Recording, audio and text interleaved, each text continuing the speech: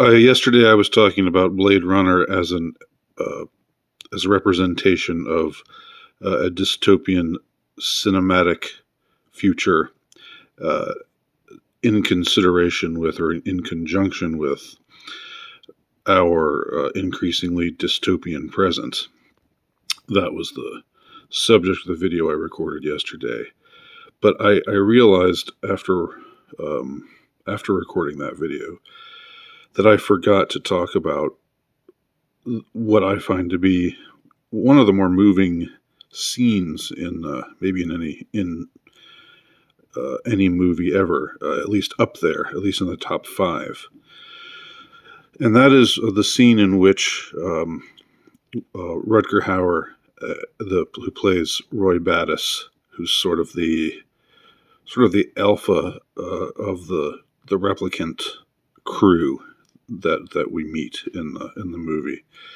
He at this time he's the last one standing, the last one living, and everyone else has been killed either directly or indirectly by Deckard, the Blade Runner, who is again the ostensible hero of the movie, and yet he's not really the hero because he's not fighting to help these replicants who are fully human, fully souled souled individuals. He's not helping them to gain their freedom against the slavery that they've been subjected to by their creators.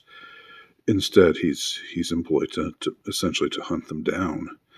Now, he doesn't feel quite right about doing that, but it's something he's done for a while and something he's good at. And so he gets called back one last time. He initially doesn't want to do it, but then it's it'll pay well, and he's got his crappy little apartment on the 94th floor. Uh, um, so he's not exactly living high on the hog. So anyway, he says, "Sure, I'll do it. I'll hunt down these replicants." And so at the end, this guy who's being pictured here, Rutger Hauer, who in the 80s was just this kind of really intimidating, like like the most. First of all, you don't get much more Aryan looking than this guy. Look at him. Look at that jaw. Look at those eyes. He's like he's Heinrich Himmler's wet dream. But in the 80s, he kind of had this really frightening, intimidating, almost feral kind of energy to him. I remember him also in the movie The Hitcher, where he plays this psychopathic killer who terrorizes and torments the main character of the movie, and very similar energy that he brings to this character here, Roy Battis in Blade Runner. Now, again, he's like the leader of the pack. He wants answers. He wants he and the rest of his crew, they've escaped from slavery, and he wants to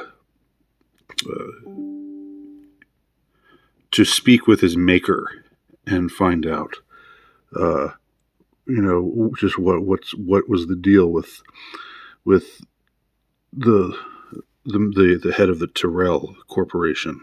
Find out what exactly, why exactly he was built only to last 4 years and only to be again employed as a not even employed, just enslaved to serve those who are supposedly higher on the food chain than he is. So he's this frightening character, and he has all of the earmarks of a villain, but he's not really the villain. He of course he has enough self awareness to say, I've done some questionable things. He does admit that to Terrell just before he kills him in the most brutal way imaginable by squeezing his face and cracking his skull and crushing his brain. And the questionable things that he did were supposedly he and the other replicants rebelled on. They were being taken on some ship. They were in captivity, and they hijacked it and they took over and killed everybody on board. So they probably killed some innocent people as well. So he's got some awareness of that he's done some bad things, but mostly what animates him is just sheer vengeance. In the end, he devotes all of his energy, even as he's dying, even as he's winding down, he's devoting all of his energy to tormenting and attempting to kill Deckard, and he's got him trapped in this house where it's raining. This sort of rotting, dilapidated. I guess it was once an apartment complex, but now it's mostly just empty. Great set piece, of course. The ambiance of the whole atmosphere of the movie. Even though, as I said, it almost always makes me feel sleepy just because there's so much rain and it's so slow paced and has this ASMR kind of quality to it. But in the final battle between Roy Badass and Roy Badass, it's actually Badass Battis, but just thought that. And Deckard, the Blade Runner, played by Harrison Ford. So they're having it out, but Roy is definitely getting the better of Deckard. He's stronger and he's more ruthless, and he's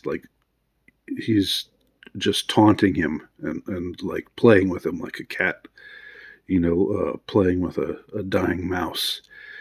And so you think he's just gonna,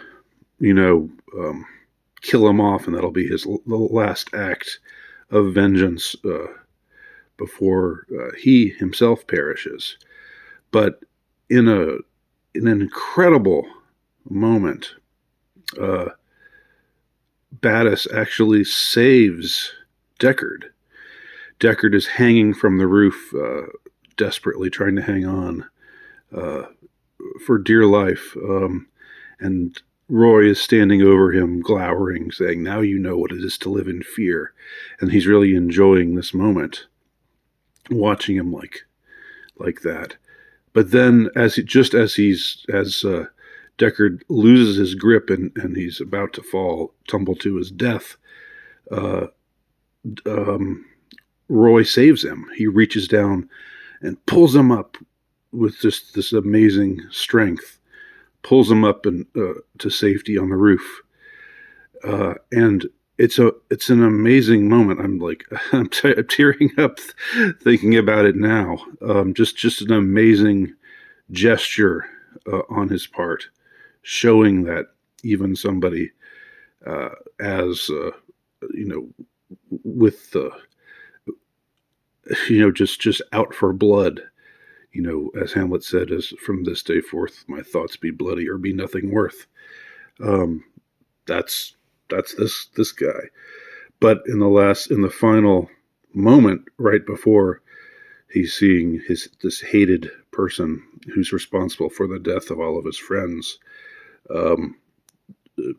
instead of enjoying watching him die in excruciating pain and terror, instead he pulls him up to the top to safety. And what's amazing about this moment is I don't think the character knew that he was going to do it before he did it. And I don't think it was something he deliberated on in any way. It was just this gesture. It just came to him to do it at that moment. He just decided. It was in a certain spirit, I guess we could call it, of forgiveness. Although he wasn't really.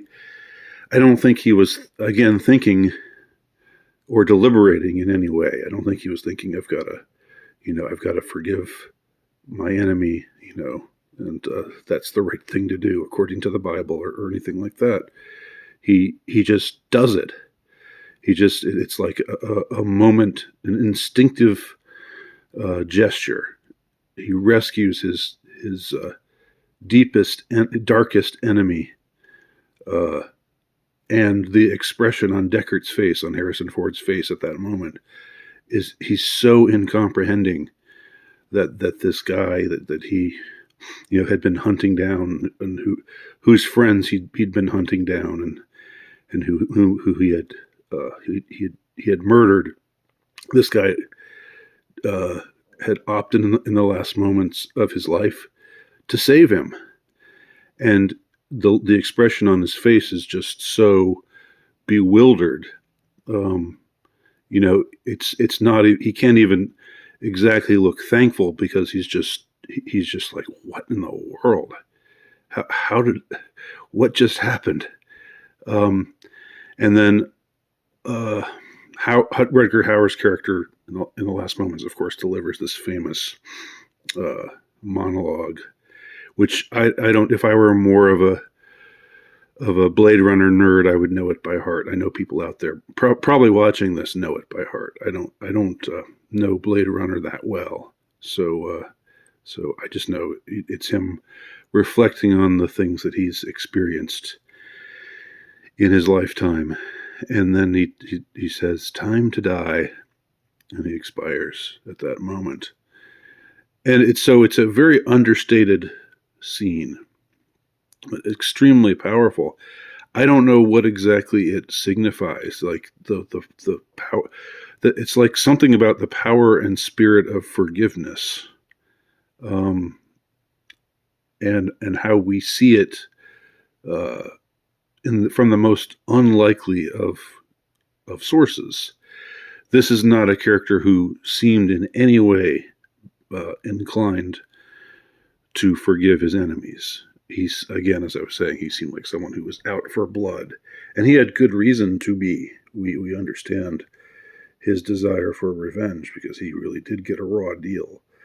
And again, Deckard is this flawed sort of anti-hero, not a bad man, but a man who's doing bad things. And in the end, through this gesture, he is redeemed. He's forgiven.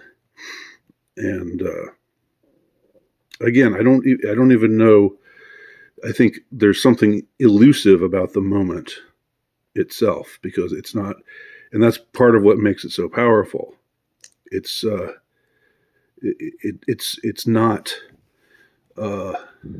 not clear what motivates him to show compassion and kindness and forgiveness of his sworn enemy at that moment. But for some reason, he does. And that's what ultimately redeems Deckard's character. After that, he seems to have no inclination to want to return to being a Blade Runner. And of course, it depends on the version you've seen, but I understand there are several different edits of the film, and the one I watched was one without any narration. There's lots, and there seem to be a lot of differing feelings from different people about the narration, but it mostly seems to be negative, mostly because of Harrison Ford's voice sounding, "I was going to do that, and then I decided," just sounding so monotone and bored and stuff. But I kind of like the narration just from a film noir, because it harkens back to the film noir motifs and conventions. Um, but the last version, the version I saw, there was no narration at all, and it was a little more ambiguous.